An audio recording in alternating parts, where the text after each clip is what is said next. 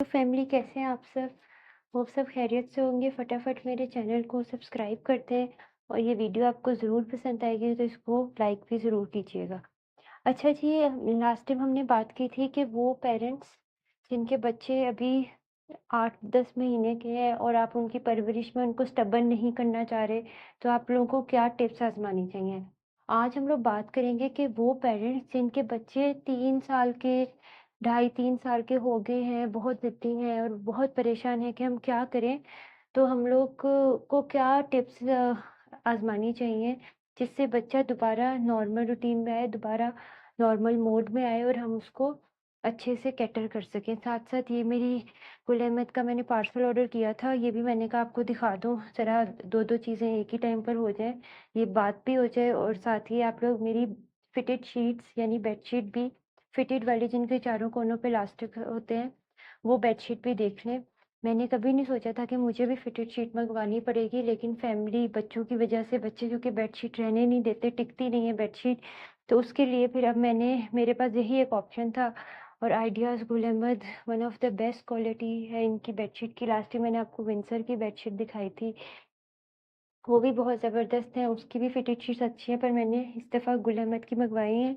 ये pure cotton नहीं है, इनमें पार्शियली कॉटन है, पार्शियली पॉलिस्टर कपड़ा यूज़ किया गया है, पर आप डालें, एक बिल्कुल ही एक लग्ज़री सी फ़ीलिंग आती है और ज़रा जो बच्चे पूरा-पूरा दिन बेडशीट पड़ी रहे, 2-2 दिन बेडशीट पड़ी रहे, बेडशीट ख़राब नहीं होती और वॉशेबल कपड़ा इतना वॉश करने के बाद भी बेडशीट ख़राब नहीं होती।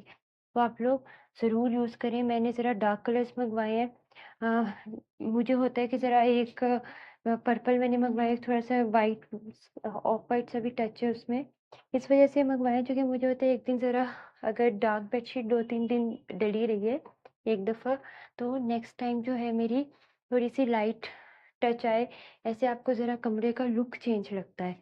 तो मैं ज़रा जब भी बेडशीट्स मँगवाती हूँ, इन्हीं कॉम्बिनेशंस में मँगवाती हूँ, लाइट कलर्स में भी, डार्क शेड्स में भी, ताकि आपके कमरे का ज़रा लुक चेंज हो।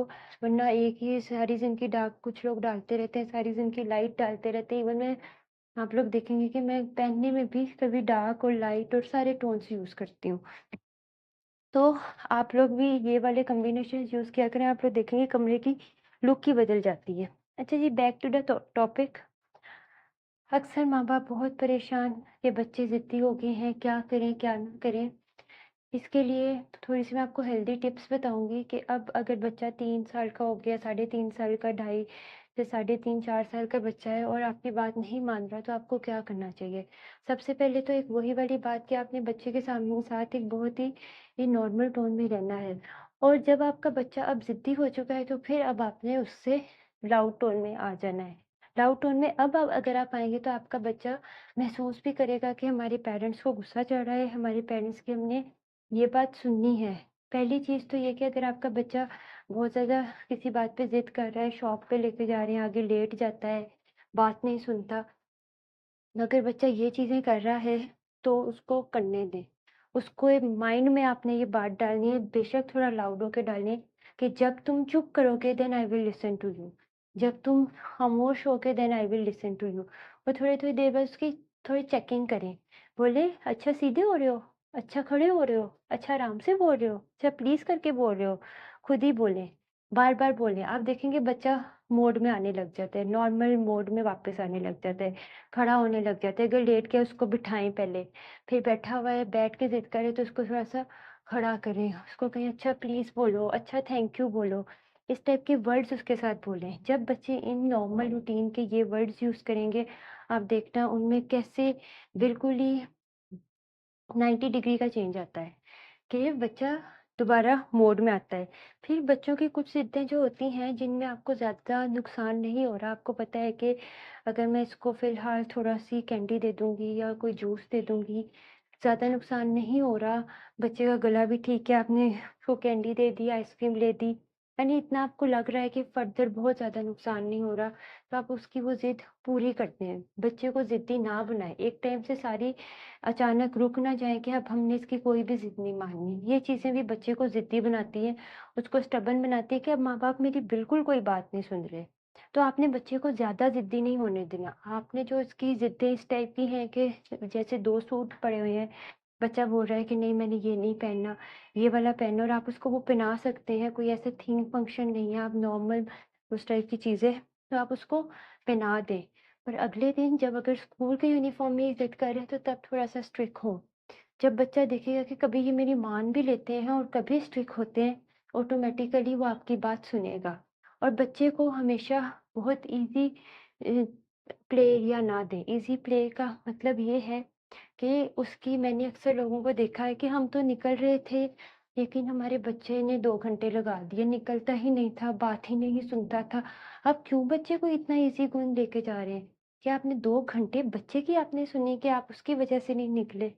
आप बच्चे पे थोड़ा-सा स्ट्रिक्ट हो, कहीं जाना है तो आपने उसको इतना ईज़ी मोड नहीं देना। आपने थोड़ा-सा उस लेवल पे जाके स्ट्रिक्ट होना है कि नहीं चलो गाड़ी में बैठो।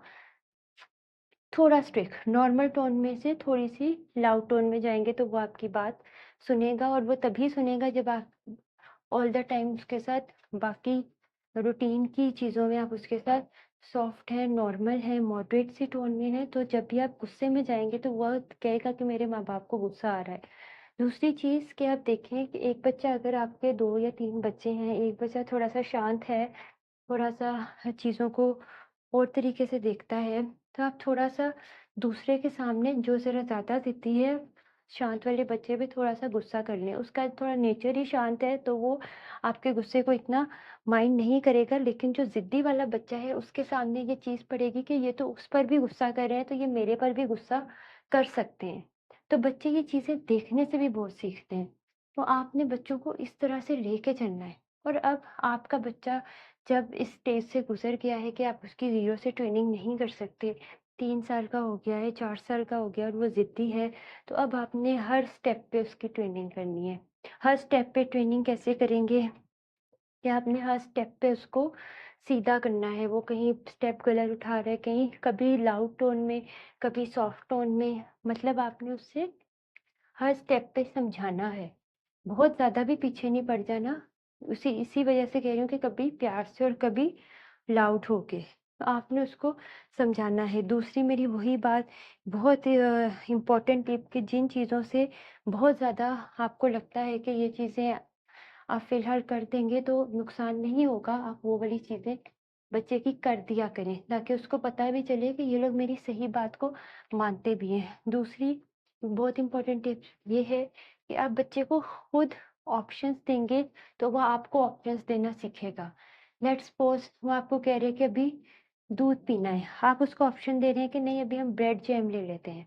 फिर आप उसको एक और ऑप्शन दे रहे हैं कि नहीं अभी हम मैकरोनीज़ खा लेते हैं।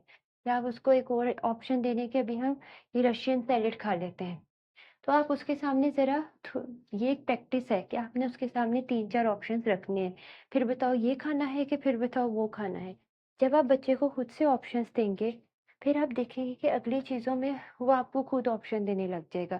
जैसे वो कहेगा कि दूध पीना है, आप कह दें नहीं दूध खत्म हुआ हुआ है अभी नहीं मिल सकता।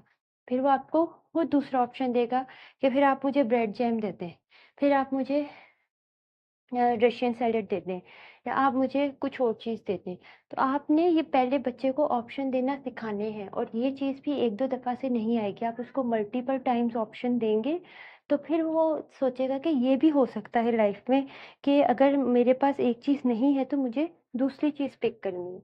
तो वो उसके ऑप्शंस पे जाएगा, और ये सिर्फ़ खाने-पीने की चीज़ों में नहीं, वो इवन पहनने-ओढ़ने की चीज़ों पे भी ऑप्शंस में जाएगा, क्योंकि आपने उसको सिखाया हुआ है कि हमने ऐसे ऑप्शंस में चलना है। फिर आप देखेंगे देखिए, जैसे आप उसको शॉप पे लेके जाते हैं जहाँ पहले वो लेट जाता था कि नहीं मुझे ये चीज़ लेके दें, और आप अगर उसको कहेंगे ये वाली नहीं लेते, हम दूसरी शॉप से जाके वो वाली चीज़ लेते हैं, तो आप देखेंगे वो उस चीज़ पे ज़िद करना छोड़ देगा। तो ये बहुत अच्छी टिप्स हैं, ये चीज़ ज़रूर अपने बच्चे पे आज़माएँ कि ये ऑप्शन पिकिंग वाली जो चीज़ है, ये बच्चे तो बहुत आसानी से अडैप्ट कर लेते हैं।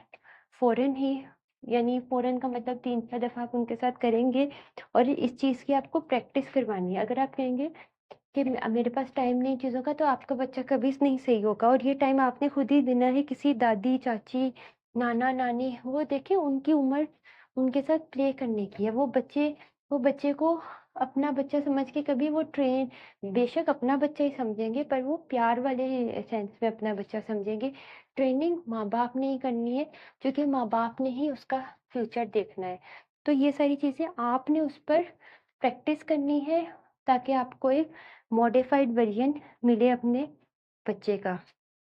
ये तो कुछ वो वाली टिप्स थी कि आपने किस तरह से उसको ऑप्शंस देने हैं कि ये चीज़ें करनी है। पर साइड बाय साइड वही बात कि आपने साथ जिन चीज़ों पे आपने स्ट्रिक्ट होना है, आप बच्चे को ये भी पता हो कि ये मेरे माँ-बाप का फर्म डिसीजन है। स्कूल के जैसे कपड़े हैं, स्कूल का यूनिफ़ॉर्म, स्कूल के शूज़, स्कूल की सॉक्स। अक्सर मैं स्कूल्स में देखती हूँ, बच्चों ने व्हाइट की बजाय ब्लैक सॉक्स पहनी होती हैं, हालाँकि यूनिफ़ॉर्म में व्हाइट सॉक्स हैं। पूछती हूँ माँओं से कि क्यों नहीं पहने? तो यही ऑप्शन, यही बात कि चूँकि बच्चा जो था ज़िद कर रहा था कि मैंने नहीं पहननी, तो मैंने नहीं पहने। जूते, जॉगर्स जो भी स्कूल का यूनिफ़ॉर्म के शूज़ हैं उन्होंने नहीं पहने होते, और बात यही होती है कि इस वज़ह से नहीं पहने क्योंकि बच्चा ज़िद कर रहा था कि मैंने नहीं पहनने, तो हमने उसको फिर नहीं पहनाए। हम क्या करते, वो ज़िद कर रहा था। आपने बच्चे की इन चीज़ों पे ज़रूर स्ट्रिक्ट होना है। जब आप बच्चों की इन चीज़ों पे स्ट्रिक्ट होंगे ना, तो बच्चे को ये पता चल जाएगा कि मेरे माँ-बाप इन चीज़ों पे स्ट्रिक्ट इस वज़ह से हो रहे हैं क्योंकि थिंग्स कांट बी चेंज। ये चीज़ों पे ऑप्शंस नहीं हो सकते, और ये चीज़ें ऐसे ही मैंने अडैप्ट करनी है जैसे ये हैं। ये चीज़ आपने बच्चे के दिमाग में ज़रूर डालनी है कि ये चीज़ों को आपने ऐसे ही लेके चलना है। और आप अक्सर बच्चे होते हैं जो स्कूल बसेज़ या वैन्स पे जाते हैं, अक्सर बच्चे अपनी गाड़ी पे जाते हैं, सब बच्चे मतलब जो भी आप लोग ट्रांसपोर्ट यूज़ करते हैं। तो ये सारी चीज़ें आप देखेंगे कि उन चीज़ों में भी उनको अडैप्टेबल बनाएँगी। अक्सर बच्चे ज़िद करते हैं कि मैंने कार पे नहीं जाना, अक्सर बच्चे ज़िद करते हैं कि मैंने बस में नहीं जाना। लेकिन जब आप उन चीज़ों में उनको ऑप्शंस नहीं देंगे, तो उन्हें पता होगा कि हमने यही ट्रांसपोर्ट यूज़ करना है और हमने इसी चीज़ पर जाना है। तो वो आप लोगों की ये सारी चीज़ें आपको खुद करनी पड़ेंगी, वरना आपका बच्चा ज़िद्दी बना रहेगा और ये आपके लिए आगे जाके बहुत ज़्यादा नुकसानदेह होगा। ये जो आज हम इतने हमारी न्यू जनरेशन देखते हैं, जो बात नहीं सुनते, किसी एक पॉइंट पर नहीं आते, इसकी एक सिर्फ़ यही वजह है कि माँ-बाप ने बचपन में स्ट्रिक्टनेस नहीं की। माँ-बाप का खुद भी अंदर कसूर होता है अपने बच्चों को ख़राब करने में। तो आपने एक बहुत ही फ्रेंडली वे में अपने बच्चे के साथ कम्युनिकेट करना है और अपनी बात उस तक पहुँचानी है, ताकि वो आपकी बात को फ़िगर आउट करे और आपकी बात को समझे। यही एज होती है जब बच्चे समझना शुरू करते हैं, और ये लाइफ़ टाइम इस चीज़ को एडैप्टेबल रखते हैं और बहुत फ्रेंडली वे में, ताकि आपका बच्चा आपका फ्रेंड बन के रहे। तो दोस्तों, मज़ीद ऐसे टॉपिक्स पे बात करने के लिए और साथ-साथ मेरी थोड़ी शॉपिंग वग़ैरह भी देखने के लिए आप लोग मेरे चैनल को ज़रूर सब्सक्राइब कीजिएगा। मेरी वीडियो को लाइक कीजिएगा। मुझे ज़रूर बताइएगा कि आप लोगों को किस टॉपिक्स पे वीडियो देखना चाहते हैं, बच्चों की कौन-सी चीज़ में आपको मसले आ रहे हैं। Thank you so much. मुझे कमेंट्स में ज़रूर बताएँ और वीडियो को ज़रूर लाइक कीजिएगा, चैनल को सब्सक्राइब कीजिएगा, बेल का आइकन प्रेस